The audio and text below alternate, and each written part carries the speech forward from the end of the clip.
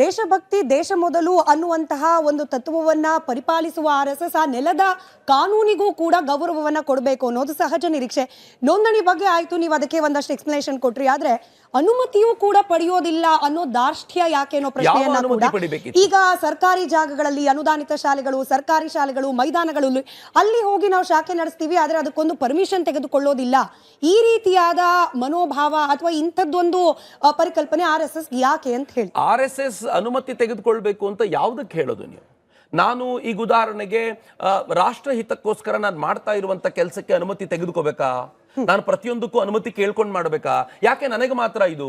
ಈ ಅನುಮತಿ ತೆಗೆದುಕೊಳ್ಬೇಕು ಅನ್ನುವಂಥ ನಿಯಮಗಳಿವೆಯಲ್ಲ, ಅದು ಬ್ರಿಟಿಷರ ಕಾಲದ ಕಾನೂನಿನ ನಿಯಮ. ಬ್ರಿಟಿಷರು ಪ್ರತಿಯೊಂದಕ್ಕೂ ಅನುಮತಿ ತೆಗೆದುಕೊಳ್ಬೇಕು ಅಂತ ಹೇಳ್ತಿದ್ರು. ಯಾಕೆ ಅಂತಂದ್ರೆ ಭಾರತ ಪರವಾದ ಏನಾದರೂ ಕೆಲಸ ಮಾಡಿದ್ರೆ ಅದು ಅವ್ರಿಗೆ ವಿರೋಧ ಆಗ್ತಿತ್ತು. ಹೀಗಾಗಿ ಅನುಮತಿ ತೆಗೆದುಕೊಳ್ಬೇಕು ಅಂತ ಶಾಖೆಗಳಲ್ಲಿ ಪ್ರತಿನಿತ್ಯ ದೇಶಭಕ್ತಿ ಗೀತೆಗಳನ್ನ ಹೇಳ್ಕೊಡುವಾಗ, ಶಾಖೆಯಲ್ಲಿ ಪ್ರತಿನಿತ್ಯ ಮಕ್ಕಳಿಗೆ ದೇಶದ ಮೇಲೆ ಪ್ರೀತಿ ಬೆಳೆಸುವಂತ ಆಟಗಳನ್ನ ಆಡಿಸುವಾಗ, ಶಾಖೆಯಲ್ಲಿ ಪ್ರತಿನಿತ್ಯ ಮಕ್ಕಳಿಗೆ ಈ ಸಮಾಜದೊಂದಿಗಿನ ಬಾಂಧವ್ಯವನ್ನ ಗಟ್ಟಿ ಮಾಡ್ಕೊಳ್ಳೋದು ಹೇಗೆ ಅಂತ ಕಲಿಸಿಕೊಡುವಾಗ ಅದಕ್ಕೊಂದು ಪರ್ಮಿಷನ್ ಬೇಕು ಅಂತ ಕೇಳಿದ್ರೆ ಇಲ್ಲಿರೋರು ಭಾರತೀಯ ಸರ್ಕಾರದವರು ಅಂತ ಅಲ್ಲ ಅಂತ ಆಯ್ತು, ಇವರು ಬ್ರಿಟಿಷರೇ ಇದ್ದಾರೆ ಅಂತ ಆಯ್ತು. ಹಾಗಿದ್ದಾಗ ಇಂಥವ್ರನ್ನ ಓಡಿಸ್ಲಿಕ್ಕೆ ಮಹಾತ್ಮ ಗಾಂಧೀಜಿಯವರಂತ ಇನ್ನೊಂದು ಕ್ವಿಟ್ ಇಂಡಿಯಾ ತರಬೇಕೆ ಹೊರತು ಇವರುಗಳ ಪರ್ಮಿಷನ್ ತೆಗೆದುಕೊಂಡು ಕೂತ್ಕೊಳ್ತಾ ಇರೋದ್ರಲ್ಲಿ ಅರ್ಥ ಇಲ್ಲ ಅಂತ ನನಗಂತೂ ತುಂಬಾ ಸ್ಪಷ್ಟವಾಗಿ. ನಾಳೆ ದಿನ ಇನ್ಯಾವುದೋ ಸಂಘಟನೆ ಬರುತ್ತೆ, ನಾವು ಅನುಮತಿ ಇಲ್ಲದೆ ಮೆರವಣಿಗೆ ಮಾಡ್ತೀವಿ, ನಾವು ಅನುಮತಿ ಇಲ್ಲದೆ ದಂಡತ್ತರದಲ್ಲಿ ಮತ್ತೊಂದೇನೋ ಇಟ್ಕೊಂಡ್ಬಿಟ್ಟು ಮೆರವಣಿಗೆ ಮಾಡ್ತೀವಿ, ಪ್ರದರ್ಶನ ಮಾಡ್ತೀವಿ, ಘೋಷಣೆ ಕೂಗ್ತೀವಿ, ಸರ್ಕಾರಿ ಜಾಗ ಬಳಕೆ ಮಾಡ್ಕೊಳ್ತೀವಿ, ಅವ್ರಿಗೆ ಅನುಮತಿ ಪಡ್ಕೊಳ್ಳೋ ಅನಿವಾರ್ಯತೆ ಎಲ್ಲ ನಮಗೆ ಯಾಕೆ ಅಂತ ಪ್ರಶ್ನೆ ಮಾಡ್ತಿದ್ದಾರಲ್ಲ. ನಾನು ಅದನ್ನೇ ಹೇಳ್ತಾ ಇರೋದು. ಇತ್ತೀಚೆಗೆ ಹುಬ್ಳಿಂದ ಒಂದು ದೊಡ್ಡ ಗಲಾಟೆ ಆಯ್ತು.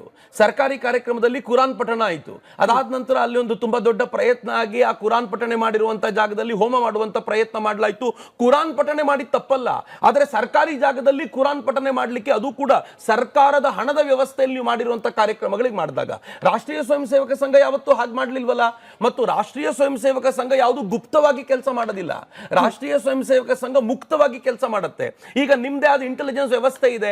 ನೀವೊಂದು ಶಾಖೆಗೆ ಹೋಗಿ ನಿಮ್ಮ ಇಂಟೆಲಿಜೆನ್ಸ್ ಆಫೀಸರ್ಗಳನ್ನ ಪ್ರತಿನಿತ್ಯ ಚಡ್ಡಿ ಹಾಕೊಂಡು ಕಳಿಸಿ. ಈಗ ಪ್ಯಾಂಟ್ ಮಾಡಿದ್ದಾರೆ, ಅವ್ರಿಗೆ ನಾಚಿಕೆ ಕೂಡ ಆಗ್ಲಿಕ್ಕಿಲ್ಲ. ಅವ್ರು ಪ್ಯಾಂಟ್ ಹಾಕೊಂಡು ಹೋಗಿ ಪ್ರತಿನಿತ್ಯ ಶಾಖೆಗೆ ಹೋಗಿ ನಿಂತ್ಕೊಳ್ಳಿ, ಶಾಖೆಯಲ್ಲಿ ಏನ್ ಮಾಡ್ತಾರೆ ನೋಡ್ಲಿ, ಅದರಲ್ಲಿ ದೇಶದ್ರೋಹದ ವಿಚಾರ ಏನ್ ಹೇಳ್ತಾರೆ ಅಂತ ಅವರು ಹೇಳಿ ಅದನ್ನ ವರದಿ ಕೊಡ್ಲಿ.